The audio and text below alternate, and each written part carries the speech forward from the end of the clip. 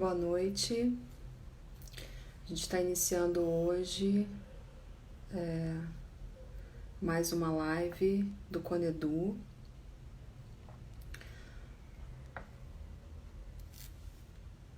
Hoje a gente vai conversar com o Tiago sobre uma questão que é extremamente importante e cara nesse momento, que é justamente a questão das políticas públicas em educação. E aí eu estou aguardando o nosso convidado chegar para a gente começar a discussão de hoje. Então, hoje a gente vai conversar justamente.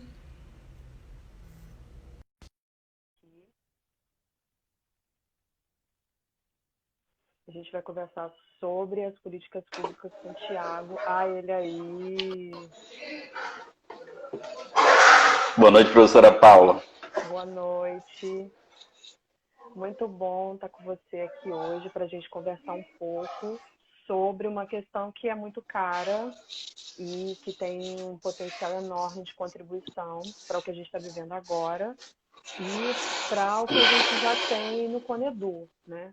Que são as políticas públicas. Então, o legado do coronavírus para as políticas públicas. E aí, como é que você está? Bom, eu tô bem, né?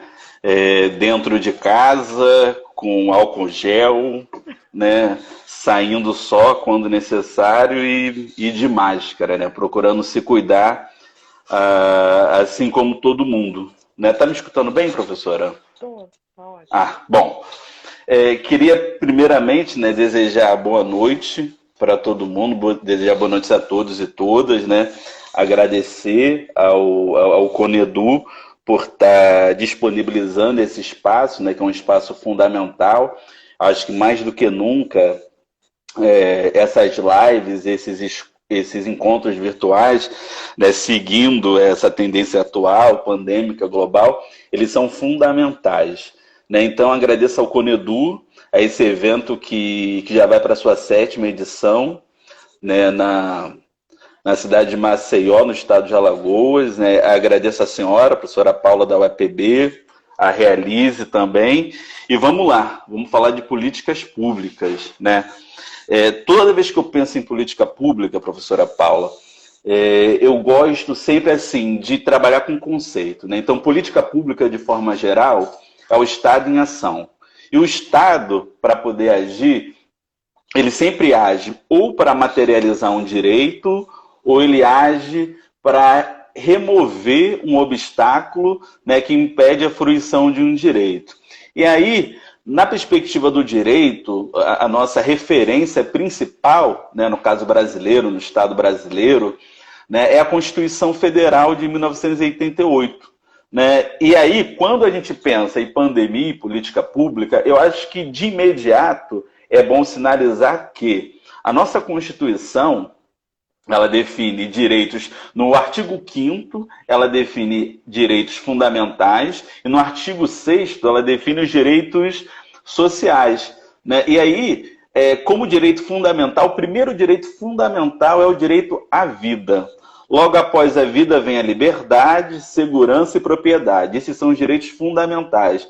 Direito social, educação, alimentação, maternidade, saúde, previdência social. Então, se a gente pega a nossa referência jurídica e legal, que é a Constituição, ela define o direito à vida. Então, pensar em políticas públicas em tempo de pandemia, em especial políticas de educação, é pensar na vida. Então, a função principal do Estado, das políticas educacionais, do governo, é, acima de tudo e em primeiro lugar, garantir a vida, proteger a vida e promover a vida. Né? Eu acho que isso daí é o lugar de onde a gente parte para falar de políticas educacionais, políticas públicas de educação e pandemia. Tiago, a gente tem uma parceria de discussões já há algum tempo, né? E aí, para esse Conedu de 2020, a gente também pensou no GT, que foi pensado, né, por você, para que ele pudesse ter um espaço específico dentro do evento para discutir as políticas públicas. Então, esse ano, para quem está acompanhando a gente aí, inclusive agora, o Conedu tem agora o GT de Políticas Públicas e Educação, né, que também motivou essa nossa conversa aqui. E tem algumas pessoas falando assim, nossa, esse ano, tanto o tema do Conedu quanto o que foi criado para esse ano está vindo muito para a gente poder discutir o que a gente está vivendo agora, né? E aí Sim, esse GT também. Sim, professora. Acho que excelente lembrança. Eu queria só fazer uma correção de que a nossa parceria não é só de trabalho, não. A senhora me formou. Minha professora de didática no 4º período da pedagogia na Universidade do Estado do Rio de Janeiro. Minha formadora, grande amiga e excelente lembrança. É verdade. Excelente lembrança. No ano passado, nós criamos um GT de políticas públicas de educação, né? Desde a primeira edição do Conedu, a gente vem muito atento e vem reparando que o tema das políticas públicas de educação, as políticas educacionais, é um tema que é extremamente mencionado, trabalhado, operacionado como objeto de estudo. Nós criamos o GT, não conseguimos operar ele, né, no ano passado, mas esse ano ele está operacional, né, as pessoas vão poder mandar trabalho para o GT de políticas educacionais, e também a gente, se eu não me engano, acho que a gente está pensando, né, a gente está tentando criar uma espécie de um simpósio, né, de um evento dentro do evento, né, ou seja, um espaço específico para debater políticas educacionais. Eu lembro que no ano passado nós fizemos um fórum que foi veja se é isso, foi na cidade do Ceará, a gente debateu com um servidor da Secretaria de Estado de Educação, né, do Estado de Pernambuco, e com a secretária municipal, né, de Fortaleza, e foi um fórum riquíssimo. Exato. Que foi até o secretário de Educação também de Fortaleza, que agora eu acho que ele é o executivo lá. Aí a gente já começou ali a tentar estreitar mais, né, esse espaço, estreitar e alargar, né, porque uma vez a gente coloca dentro do evento, também foi para poder trazer as pessoas para essa conversa sobre as políticas públicas de educação. E aí, assim, quando a gente está num momento como esse, que inclusive uma pessoa disse a mim assim, a gente está vivendo o pior momento porque a gente está no desgoverno, né? Tudo que a gente conseguiu até hoje em políticas educacionais, a gente está vivendo esse retrocesso. E aí, assim, eu queria conversar com você um pouco, assim, a gente vê muito assim, vamos falar sobre educação em tempos de pandemia, né? Mas, assim, como é que a gente poderia pensar as políticas públicas nesse momento de pandemia para que nós, professores, estamos sendo cobrados a pensar o ensino, as formas de ensinar, e aí como é que o referencial poderia nos ajudar a pensar o ensino nesse momento e o lugar do professor, né, na educação pública? Sim, então, o debate no campo educacional ele está efervescente, já desde o início eu gostaria de dizer, né, que não pretendo esgotar, que não tenho solução mágica, que não tenho a verdade. Também nesse debate, professor, eu gostaria assim, de me colocar como homem preto, né, como homem negro, que aqui no estado do Rio de Janeiro, na cidade do Rio de Janeiro, é oriundo de um território periférico. Por quê? Porque quando a gente pensa em educação em tempos de pandemia, é sempre bom frisar, né, que no Brasil, no contexto pré-pandemia, o direito à saúde, as políticas públicas de saúde, elas já são desiguais, né? O direito à saúde ele é materializado de forma desigual. O direito à educação também é materializado de forma desigual. Então, a pandemia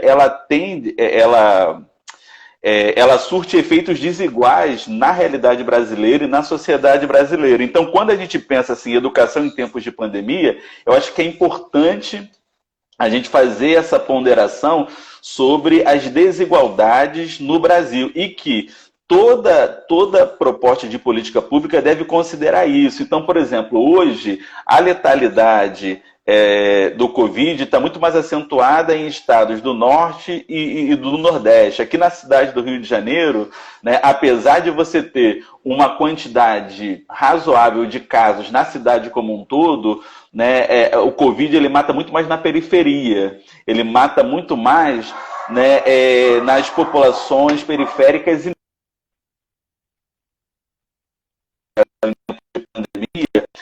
pensar na realização do direito à educação, né, e pensar a realização desse direito à educação pela chave de leitura das desigualdades e da promoção da equidade. Então, sendo assim, né, eu entro, por exemplo, numa das polêmicas que estão na mesa, EAD, Educação à Distância, né?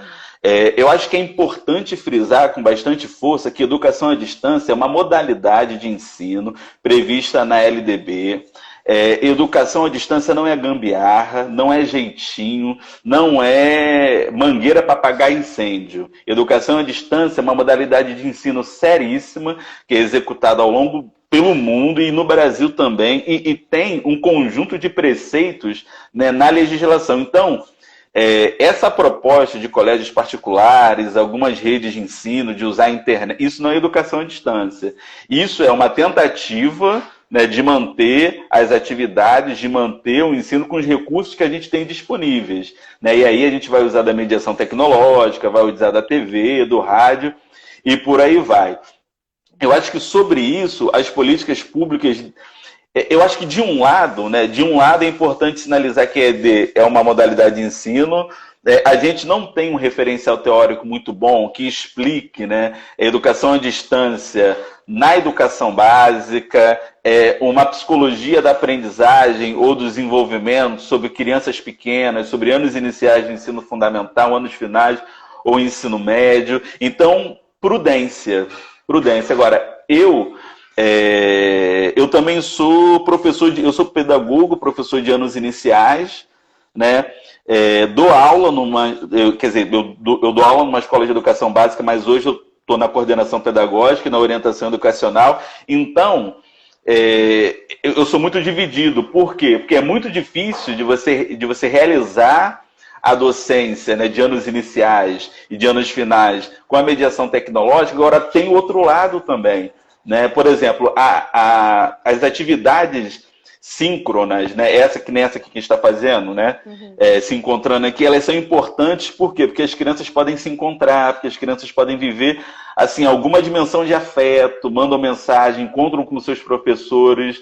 Então, eu acho que existe uma medida que é a medida do bom senso. As realidades são muito diferentes. Eu penso que os policymakers, né, os fazedores de políticas, os secretários de educação, os governadores, as autoridades públicas de modo geral, deveriam considerar os contextos e deveriam lançar mão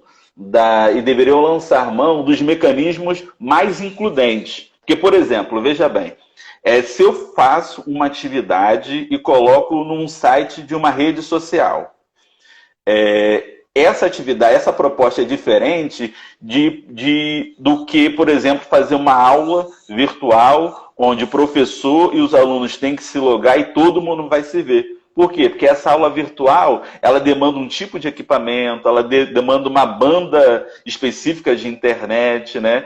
E o material na plataforma, na rede social, demanda um outro tipo de material, um outro tipo de banda de internet.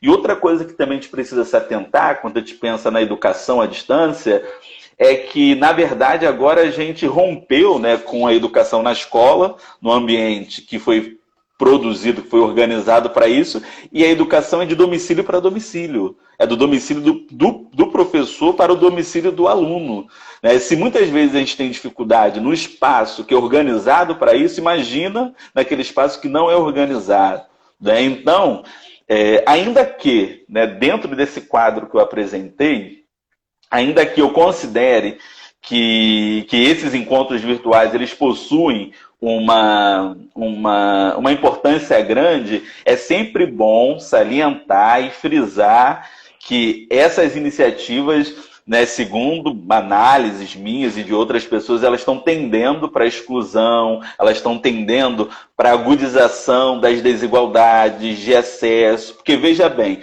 assim como o acesso à saúde, o direito à saúde já era limitado na nossa realidade no contexto de pandemia, né, o acesso às tecnologias também. E aí, nesse ponto, né, não posso deixar de esquecer da professora Carmen Lúcia, que foi sua orientadora, que também me deu aula de tecnologia. Acho que a questão não é só uma questão de acesso, né? Porque a gente já resolveu grande parte do acesso à internet, mídias, acho que é a cultura. Né? A tecnologia ela precisa ser pensada como cultura. Né? A cultura da tecnologia, a cultura de estudar com a mediação tecnológica. Eu acho, né, e digo que eu acho, porque eu não sou especialista nesse campo da tecnologia, né, mas com base nas minhas leituras, acho que a gente não avançou muito nessa cultura, né, de estudar por meio de tecnologias. Uhum. Assim, começou esse movimento muito forte e ainda que muitos profissionais estejam na frente do combate à pandemia, a gente não pode esquecer que os professores eles estão sendo altamente cobrados para que a educação continue dando resultados, né? A gente assistiu uma tentativa de manter o Enem, por exemplo, com propagandas que nos chamavam a atenção. Imagina uma época sem nenhum profissional formado, né? Como se o momento de paralisação, que as escolas elas são locais com muitos alunos, né? A sala de aula com 50 alunos, 57. E aí, no momento que a gente é chamado a parar para a preservação da saúde e manutenção dos estados, de acordo com a OMS, o professor ele foi colocado numa condição que é de obrigatoriedade de continuar mantendo resultados. E assim, como é que nós vamos fazer isso? Por exemplo, a gente está usando o nosso equipamento, nossa internet, abrindo o espaço da nossa casa e outras condições que não foram pensadas para os professores.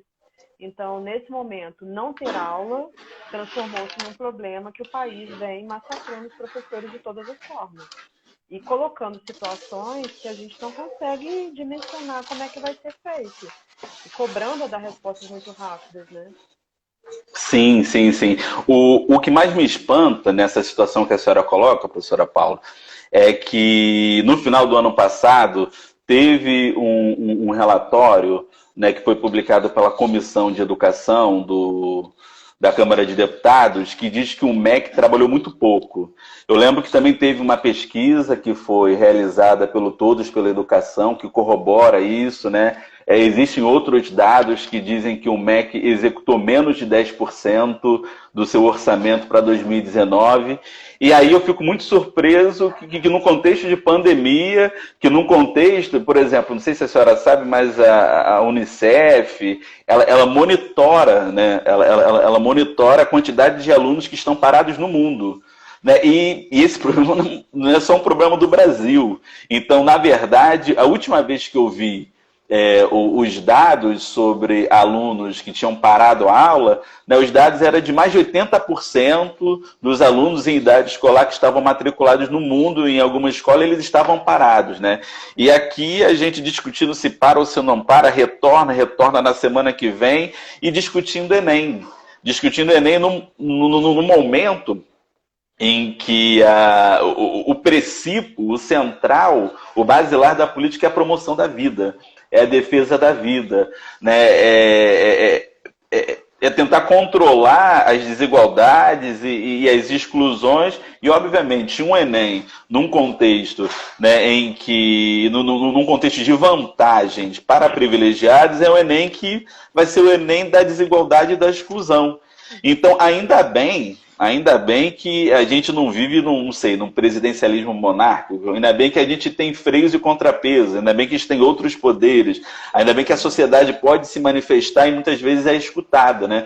Porque senão esse projeto de Enem em contexto de pandemia, de Enem da exclusão, ele seria executado. Eu acho que isso é uma vitória assim, parcial. Eu acho que a gente precisa tomar ainda mais cuidado, porque de repente só adiou, só cancelou por enquanto. Acho que a gente precisa continuar, enquanto sociedade, enquanto academia, enquanto sindicatos, observando isso.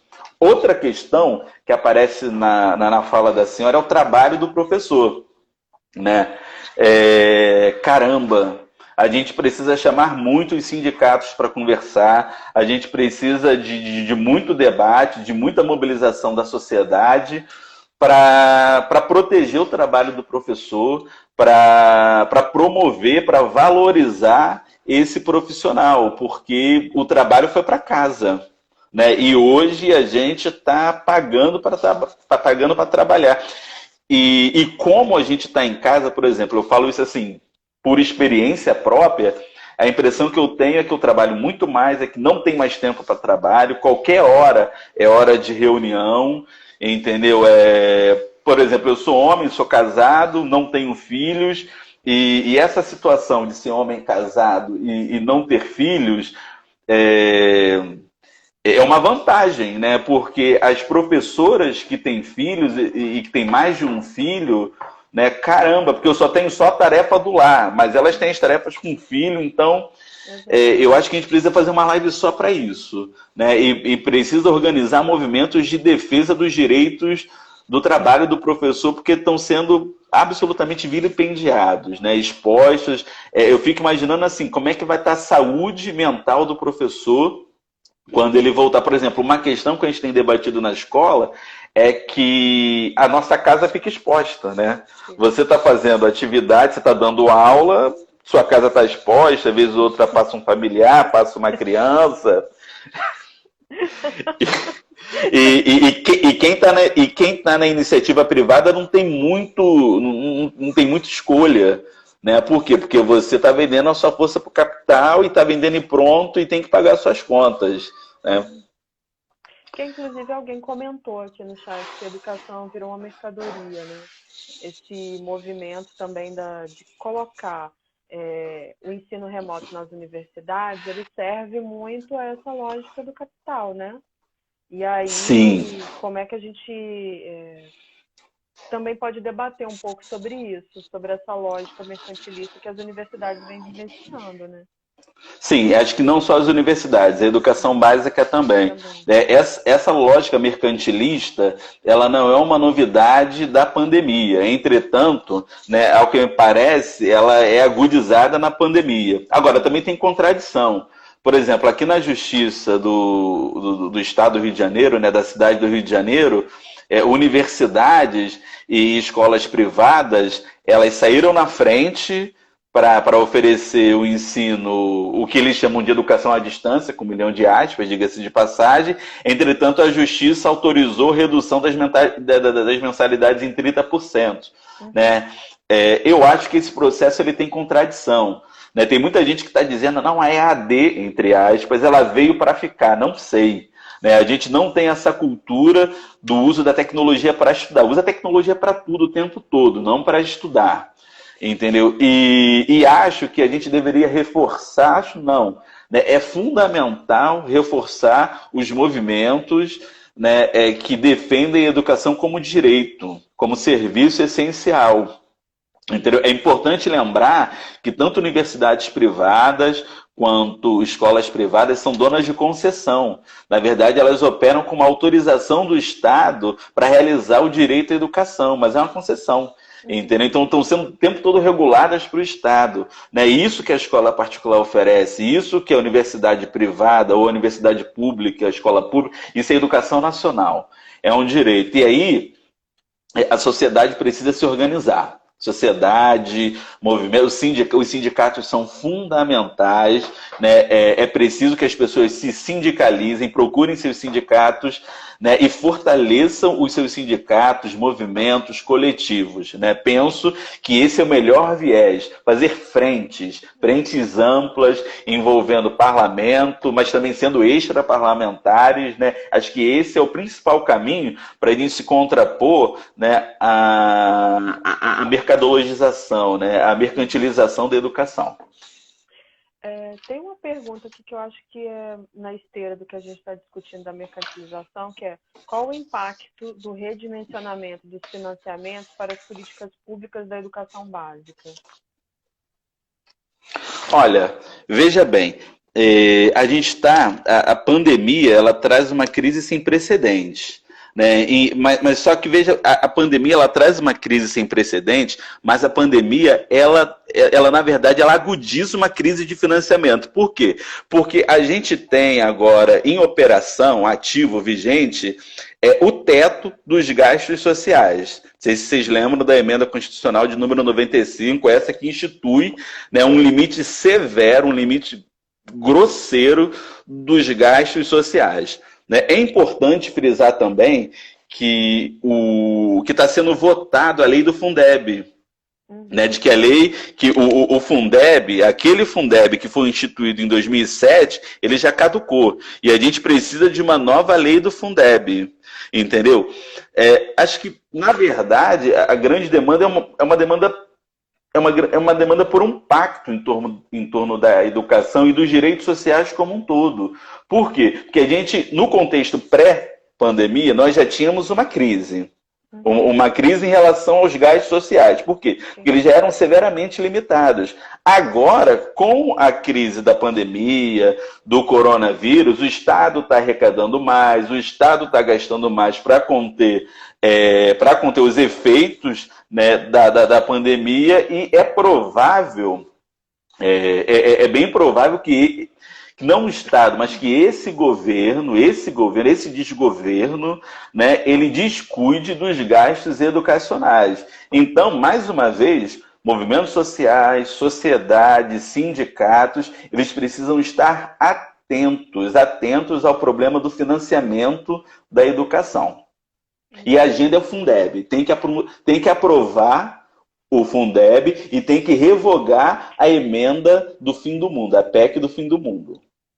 Sim, inclusive é uma discussão que a gente tem aqui no nosso sindicato sobre, nesse momento, a valorização do serviço público, a valorização do SUS, né? E tudo isso estava naquele pacote que previa os gastos que agora a gente está precisando, né? Não adianta a gente está nesse espaço aqui fazendo uma defesa, né, que deveria envolver a sociedade civil organizada como um todo, né? Chamar as pessoas para esse momento.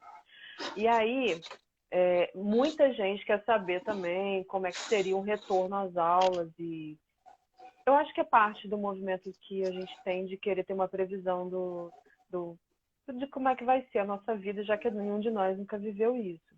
E aí tem uma pergunta aqui que, na verdade, ela está junta, assim. Quem define as condições e políticas de retorno escolar, por exemplo? Quais são os protocolos já existentes e como estão sendo desenvolvidos esses protocolos nacional e internacionalmente? Olha, sobre isso, é sempre bom frisar que o Brasil é uma república federativa, né? E aí, né, como república, ele é constituído por 3 poderes que são independentes, articulados entre si e que funcionam, né, no sistema de freios e contrapesos, tentando equilibrar o exercício do poder, né? O federado é porque ele tem uma estrutura federal, ele é formado por entes federados, União, Estado, municípios. Então, veja bem, nesse contexto, é um contexto assim, o que define um ente federado, um município, um Estado, é autonomia, entendeu? Então, tanto os estados quanto os municípios, eles são autônomos, né, para definir quando vai retornar a aula e como vai se dar o retorno, né? É só a gente ver que, por exemplo, na perspectiva do governo federal, né, imagino que a aula nem teria paralisado, né? Ou, na perspectiva do governo federal, a gente já teria voltado a ter aula há muito tempo e a economia já estava aberta há muito tempo. Por quê? Porque, na perspectiva do governo federal, o Covid é só uma gripezinha, é só um resfriadinho, entendeu? Então, todo mundo pode pegar, tá tranquilo que não vai acontecer nada. Mas, como o Brasil é uma república federativa, a gente vê que não é bem assim. Governadores, prefeitos, né, eles possuem bastante poder para determinar a volta os protocolos. Os protocolos, um protocolo de enfrentamento do Covid é, na verdade, uma política. Entendeu? Então, como o Brasil é uma república federativa, isso está muito na mão. Isso está muito na mão assim, de Estado, dos municípios, né? E o governo federal tenta, por exemplo, o governo federal tem uma paixão, tem um amor, tem um tesão na cloroquina, né? E tentou enfiar isso goela abaixo, só que fez um protocolo, né? O ministro interino, que foi perenizado como ministro interino, né? Uma das primeiras ações do ministro interino foi fazer um protocolo sobre o uso da cloroquina, que não necessariamente foi adotado por estados e municípios. Agora, uma coisa também que a gente precisa pensar é que, por exemplo, nesse contexto de constituição de 88, nesse contexto dessa Constituição, qual foi a última pandemia pela qual a gente passou? Entendeu? Qual foi o último grave problema de saúde pública que afetou o mundo todo e o Brasil todo? Então, na verdade, a gente tem pouco precedente. Então, tem muita coisa nova. Na verdade, as próprias instituições, elas estão se articulando para ver como é que faz.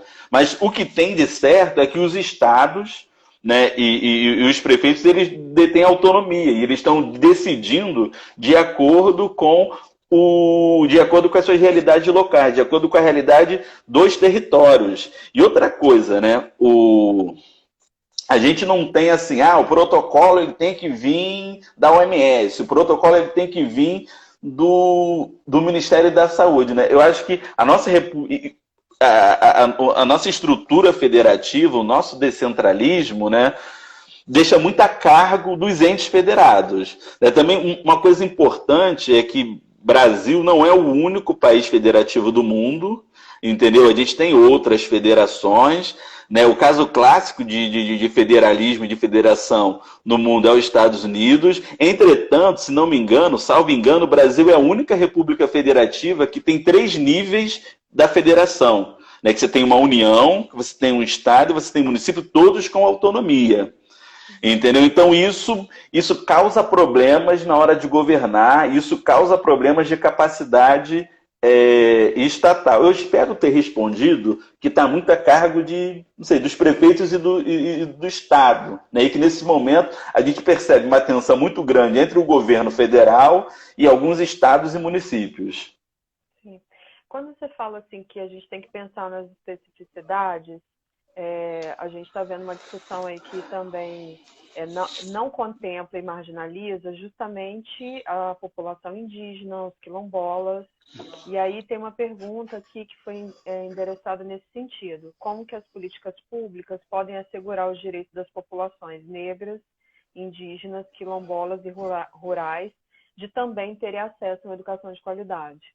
A gente hoje discutiu muito isso aqui, que como é que você tem um percentual de alunos que têm, por exemplo, acesso, e aí esses alunos vão fazer, a gente vai aquilatar a educação para quem tem acesso, mas essas populações, elas vêm sofrendo não só nesse momento da educação, né, da suspensão das atividades, mas elas sofrem por outros motivos que estão sendo negligenciados. Né? Olha, sobre isso, né, queria primeiramente tecer assim, um comentário de que nós somos sensíveis, né, ao que vem acontecendo nos Estados Unidos, que é impressionante como os Estados Unidos, eu não tenho os dados mais atuais, mas acho que os Estados Unidos era o epicentro do Covid, eu acho que o Brasil deve ter passado, não sei se já passou, mas é impressionante como que diante de um caso brutal de racismo e de injustiça racial, né, a pandemia nos Estados Unidos, ela perde centro, ela perde foco e a gente vê uma eclosão de diversos movimentos, né, de diversas insurreições étnico-raciais, né, e também, né, a gente também é sensível e vem acompanhando o caso do menino Miguel, né, da patroa, e a gente não só se sensibiliza, mas também se solidariza, e porque são 2 homens negros, né, e isso reflete um pouco de como a nossa sociedade, né, de como a questão étnico-racial está no mundo, né, e de como ela está especificamente no Brasil. Outra coisa também que é do nosso conhecimento, que a gente tem acompanhado na mídia, é como que o Covid ele tem sido letal nas comunidades indígenas, né?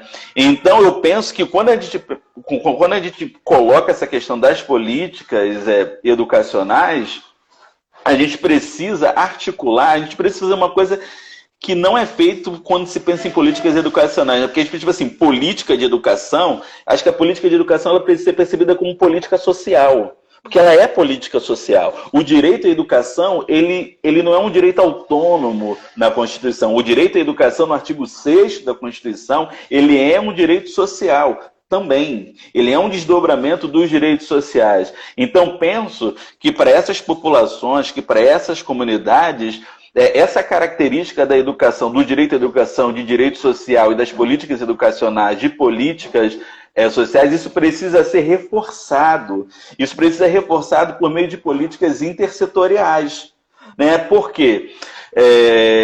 De forma geral, né, um problema público, um problema na sociedade, ele tem múltiplas dimensões. Só que, no caso de populações que são vulnerabilizadas, essas múltiplas dimensões, elas gritam mais. Entendeu? Então, de forma geral, as políticas elas deveriam ser intersetoriais, intergovernamentais. Né? Intersetoriais, que eu digo, são políticas na qual diversos setores de governo conversam. Políticas intergovernamentais, né, são vários governos. Então, imagina um território quilombola. E aí, aquele território quilombola, ele está dentro de uma cidade, ele está dentro de um estado e ele está dentro do país Brasil. E naquele território existem problemas públicos que se articulam. Gravidez na adolescência, saúde de forma geral, doença, educação, assistência social, acesso à alimentação, o rio, a floresta. Então, veja bem, não tem sentido... não tem sentido políticas que sejam fragmentadas. Né? A fragmentação das políticas, tipo assim, numa situação regular, entre aspas, normal, entre aspas, ela já é limitada. Ainda mais quando a gente está tratando, de populações que são vulneráveis. Entendeu? Então, né, imagino que nesse contexto de pandemia e no contexto pós-pandemia, a gente vai precisar de um esforço maior da articulação dos setores de governo, né, e dos governos, pensando na estrutura federada do Brasil, para dar conta dessas populações que já sofriam antes, que são vulneráveis. Exato. E aí, vou pegar o gancho aqui com uma outra pergunta, que é justamente quais emergências de novas políticas podem surgir a partir do contexto da pandemia da Covid-19? Olha, eu acho que a gente tem que parar com esse estelionato pedagógico, né, de EAD na educação básica. Então, EAD na educação básica é uma grande mentira, é um grande fingimento. EAD é uma modalidade seríssima, entendeu? Que tem um acúmulo histórico, que tem um acúmulo teórico de reflexão, de produção e de iniciativas que é enorme. Entretanto, a gente não pode ignorar a importância da mediação tecnológica, do uso de tecnologias, da questão da cultura digital. Então,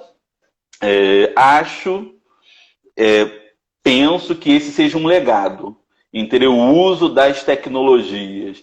Penso que as políticas educacionais deveriam investir, né, no uso da tecnologia, mas não só na compra.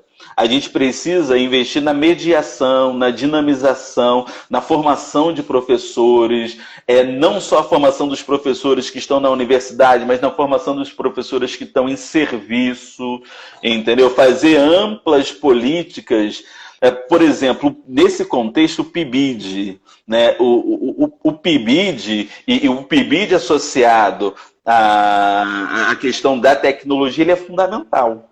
Entendeu? A gente precisa resgatar o PIBID, dar força ao PIBID e investir em políticas similares de formação de professores com tecnologias. Eu acho que é um grande legado, né? Como que a tecnologia, como que os equipamentos, como que as mídias, as plataformas digitais nos ajudaram. Uhum. Quando você chama atenção para o PIBID é uma política pública também, né, que veio mudar a formação de professores. Você sai de um lugar que não tinha uma política específica, e aí a CAPES dá esse protagonismo, e hoje a gente assiste, na verdade hoje não, desde 2016 a gente vem assistindo o declínio dessa política, com os sucessivos cortes, enfim, com toda uma política de descredenciamento do PIBID, enfim. Mas que realmente chama atenção para uma questão importante. Colocar a estrutura das universidades, das escolas, para lidar com situações dessa natureza. Então, a formação do professor, que forma professor, é importante, mas também toda uma cadeia para pensar como está sendo vivenciada a educação como um todo, não só no que se refere às tecnologias, mas no contexto mais amplo, de diminuição das desigualdades, do aumento do acesso, né? Como é que a gente pode pensar tudo isso na garantia da qualidade, né? Professora, só mais uma coisa, nessa coisa do legado, né, eu queria só destacar aqui um fato. Parece que no dia 4 de maio, o ministro da Educação, eu não quero nem citar o nome, não quero nem evocar, vai que aparece aqui. Esse que está vigindo aí, esse que está no exercício, ele exarou do MEC um ofício no qual ele limitava severamente as verbas das universidades públicas, inclusive a partir desse ofício, do dia 4 de fevereiro, o pagamento dos professores, não o salário base, mas a retribuição por titulação, outras gratificações, né? Isso tudo ficava em risco. E aí, um grande legado dessa pandemia é a universidade pública. A gente não pode deixar de falar, de gritar, de noticiar. Por quê? É impressionante nesse país como que as pessoas ignoram a importância da universidade pública, a ponto de uma universidade faz greve, ninguém sente. Inclusive, isso já faz parte do cotidiano da universidade. Mas é importante, e a universidade pública, ela é política pública. Eu tô aqui falando e defendendo da universidade pública como política pública. Então, por exemplo, essa semana, o governo federal, esse governo federal que disse que a universidade pública faz balbúrdia, esse governo anunciou o cancelamento de todos os contratos para a compra de respiradores porque a universidade pública deu conta de produzir. E já tinha entregue no início dessa semana 1.000 respiradores. E essa universidade pública fez vários EPIs, fez álcool em gel. Então, eu acho que é fundamental a gente citar, né, a universidade como política pública, a universidade como um ator, né, de produção de justiça social, de combate à desigualdade, de importância capital. Então, na superação, né, na condução da educação e na superação do Covid, a universidade pública foi fundamental. O ANDES tem feito, né, uma divulgação maciça da produção das universidades federais e estaduais, né? E muitas pessoas ficam pensando assim, mas a gente, como não está tendo aula, o que mais a gente está fazendo? A gente chama para essa discussão e as pessoas falam qual o percentual que da universidade hoje que é ensino, qual que é extensão, qual que é pesquisa, né? Para a gente poder também pensar que sair daquele lugar de que a gente não está fazendo nada, mas a gente está fazendo tudo, a gente já fez todo o referencial que está sendo discutido isso hoje. Isso. Né? E aí me estranha muito, por exemplo, uma fala de uma pessoa que diz assim, esse pessoal de humanas vem para cá, e nós, o pessoal de humanas, a gente está no lugar de quem está fazendo confusão. Mas o pessoal de humanas, ele consegue ver o outro como sujeito de conhecimento. Né? Sim. Isso. E tem uma produção, professora, que é fundamental, que é assim, por exemplo, eu citei os respiradores, né? A universidade pública produziu respiradores, mas se a senhora parar para pensar, e quem estiver aí com a gente, parte significativa da política do Covid, parte significativa da política de combate ao Covid tem a ver com duas coisas: ideia e argumento, para produzir convencimento. Então, a política grande parte da política do Covid fica em casa, usa álcool em gel. Então, nesse sentido, né, a universidade desempenhou um papel enorme produzindo conhecimento, fazendo reflexão, entendeu? Produzindo bons argumentos as pessoas ficarem em casa, boas explicações, por que de ficar em casa, por que de usar o álcool em gel, por que de usar a máscara. E não só as universidades, como as escolas também, os professores. Então, quando a gente vê um hospital, né, o hospital de campanha pronto, a gente vê, tipo assim, a gente vê o concreto da política pública, né, o recurso que ela está disponibilizando. Quando a gente vê a universidade disponibilizando, fazendo, produzindo 1.000 respiradores, a gente vê assim, caraca, a universidade entregou 1.000 respiradores, mas muito mais do que os respiradores, ela está dando reflexão, conhecimento, isso que a senhora acabou de colocar, né? E o conhecimento, nesse processo de alteração da realidade, ele é tão importante quanto o respirador. É claro que tipo assim, o respirador salva a vida de uma pessoa aqui, mas o conhecimento salva a vida de muitos. Ele se multiplica, ele corre, ele é mais maleável, né? Então a gente também tem que pensar essa outra dimensão da política, que são as ideias, o conhecimento, os argumentos. E aí, nesse sentido, a função da universidade é estratégica, porque a gente está fazendo isso já há muito tempo, né? Não é desde a pandemia, não é para a pandemia. A gente produz secularmente conhecimento. Exatamente. Até a gente tem na universidade uma série de políticas, eu estava vendo isso hoje, o modo como a gente foi progredindo na ampliação do acesso, inclusive a política de cotas, né? Que trouxe para a universidade as pessoas que hoje eles entendem que não a universidade tem que ter um privilégio. Então, à medida também que a gente torna esse ensino para todos e abre para essas políticas, a gente também transforma o ambiente da universidade, né? E transforma a sociedade. Sim, não. A senhora está citando aí a política de cotas, eu fui cotista, né, na Universidade do Estado do Rio de Janeiro, que foi uma das primeiras, né, a implementar a política de cota aqui no Brasil. Eu acho que a política de cotas ela tem uma importância fundamental, não só de garantir a presença do negro periférico, do negro, né, de populações que são vulneráveis na universidade, mas, tipo assim, ela pega o meu corpo e coloca lá na universidade e ela coloca o branco diante do meu corpo. Então, os dois aprendem, e aprendem muito. E aí, fica muito mais difícil de fazer uma piadinha de negro. Entendeu? Porque tem um negro lá que vai olhar com uma cara de, porra, tá fazendo essa piada de novo.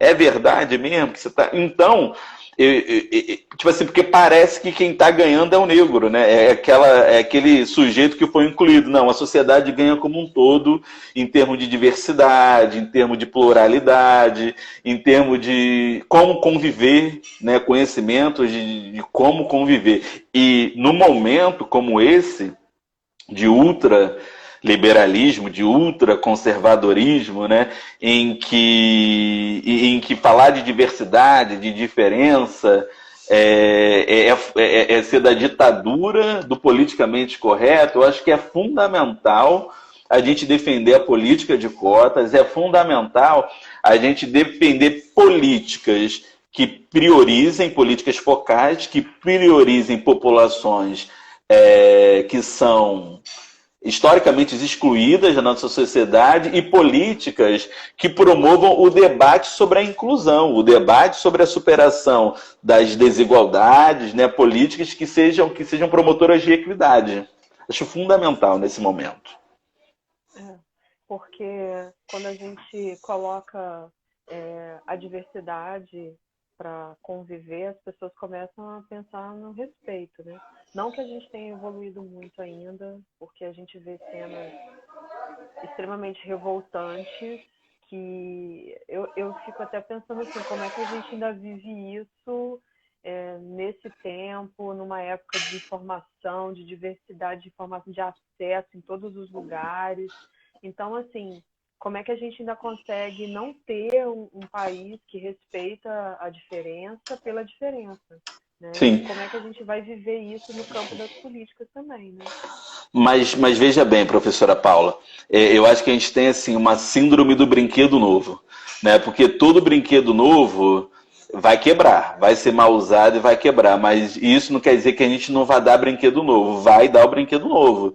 Em algum momento as pessoas vão aprender a brincar. Então, se a gente parar para pensar no tempo que a gente tem de universidade, de educação para todos, né? Na verdade, a política de cotas ela é muito mais exceção do que regra, né? É um negócio curtinho, é um negócio pequeno. Né? E também, por exemplo, eu falo com muita propriedade, né, da política de cotas a partir da minha condição de negro e de ex-cotista, mas, por exemplo, o convívio, eu sou homem, né? E o convívio na universidade tem me ajudado muito a ser menos machista. Entendeu? Então, tem um conjunto de mulheres que convivem comigo, e assim como eu fazia cara feia para as piadas racistas, né, elas faziam cara feia para as minhas piadas machistas. Né? Lembro até de uma aluna, a Iris, que sempre brincava comigo: Thiago, a essa hora você falando isso. Então, eu acho que esse é o grande legado das políticas de cota. Né? Te colocar em contato com o outro, para o outro te educar. Para o outro falar: não, não faça essa piada. Isso aí que você está achando que é piada, que você está tematizando como piada, né? Isso daí não é piada, isso daí é a vida do outro. Então, eu penso que eu acho que a gente está num bom caminho. Eu acho que tem muita coisa que está sendo debatida. Eu acho que agora a gente precisa prestar muita atenção na reação conservadora. Entendeu? A gente precisa prestar atenção nas reações conservadoras que estão, sim, que estão intensas. Entendeu? Para a gente poder, assim, para a gente poder proteger esses avanços, proteger esses legados aí. Tem a Ferreira Sônia, ela mandou uma pergunta, que há uma dicotomia entre a macro e a micropolítica pública. Como você pensa sobre isso? Sônia, eu acho que só haverá dicotomia entre micro e macro política pública, né, de acordo com o seu referencial teórico sobre as políticas públicas. Né? De uma perspectiva marxista, vou citar dois referenciais onde há essa dicotomia. Né? Numa perspectiva marxista, você consegue perceber muito essa dicotomia entre as políticas públicas, né? E aí o referencial teórico marxista ele vai se concentrar nas grandes estruturas e nos grandes atores, né? E tem um outro referencial de política pública a partir do professor inglês Stephen Ball, né? Que vai se concentrar mais no cotidiano, mais nos atores, né? Inclusive tem um livro do Stephen Ball e o grupo, né, de 2016, Como se faz política no chão da escola, no cotidiano da escola, no qual ele vai falar exatamente isso. Se você reparar na minha trajetória no Conedur, no espaço que o Conedur vem me disponibilizando, né, eu venho tentado articular isso. Né? Por quê? Porque a escola é política pública, o professor é política pública, a minha aula é a materialização de uma dada política pública. Então, essa perspectiva macro, estrutural, ela vai estar sempre presente na agência dos atores que estão no cotidiano. Então, eu penso que a dicotomização dessas perspectivas no que diz a política pública é muito artificial.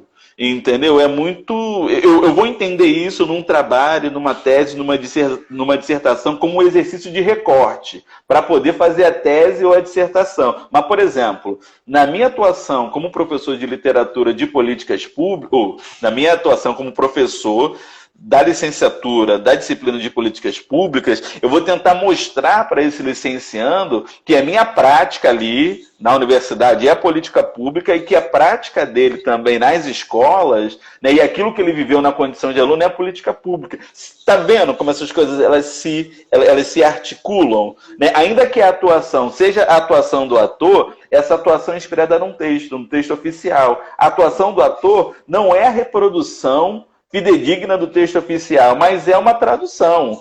É alguma coisa que é inspirada naquilo. Essas coisas estão articuladas. A gente conversou aqui que o tempo nem viu o tempo passar, né? Eu também não estou vendo o tempo. Não, falta. Gente, falta 5 minutos.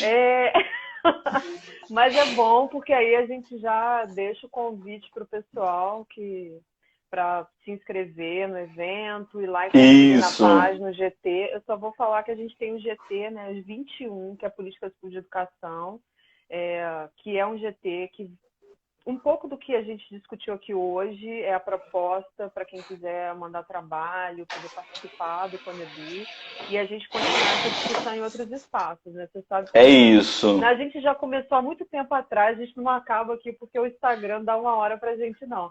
Então, eu vou deixar os quatro minutinhos finais para você se despedir do pessoal A live depois, ela fica você pode acessar a conta do Conedu, lá nos vídeos do IGTV, fica lá todas as lives, inclusive essa, tá? Quero aproveitar para agradecer Thiago, todo mundo que esteve aqui colaborando, e aí você pode fazer seu encerramento aí para a gente fechar e já deixar aberto para outros espaços para a gente continuar. Show. Então, mais uma vez, né, professora Paula, agradecer a senhora, ao EPB, agradecer ao Conedu, que vem se mostrando, né, nesses 6 anos aí, agora no nosso 7º ano, como um evento assim de importância nacional, né, principalmente no Nordeste e no Norte. Né, eu sou muito grato por participar dessa experiência Conedu, né, por participar enfim, desse mundo, né, que o Conedu proporciona. Também agradecer a Realize, que ajuda na organização do Conedu. Agradecer a audiência de quem esteve aí com a gente. Nesse debate foi muito gostoso, muita saudade. Sinto, cara, quem é professor é viciado nesse negócio. Adoro falar de política pública, tenho um prazer nisso, entendeu? Ai, que bom estar com vocês e espero que essa conversa de hoje ela possa se alongar no Conedu, entendeu? Vou estar presente também no INDIP, né, que é um encontro importante aí do campo da educação. A gente apresentou trabalho, a gente vai apresentar trabalho lá. Aí é isso. Gratidão. Vamos construir educação, vamos fazer movimento, apoio o sindicato. Eu sou do Sinasef, entendeu? Que é um sindicato que acho que é mais ligado às instituições federais, né? Colégio Pedro II, colégios militares. Fundamental fortalecer os sindicatos, os coletivos, os movimentos sociais nesse momento aí. Fundamental, é isso. E o sindicato tem um grupo de trabalho de políticas educacionais que está aí na maior atividade. Sim, tem sim. E aí foi bom você ter... Tudo que você falou hoje foi extremamente importante. E aí aproveitar também e a gente pedir aqui justiça pelo Miguel, uma criança que foi cruelmente tirada a vida, e que as vidas de todas as pessoas sejam importantes, que as vidas de pessoas pretas sejam importantes, e que exista justiça de verdade, que a gente possa acreditar nisso também, né? É isso.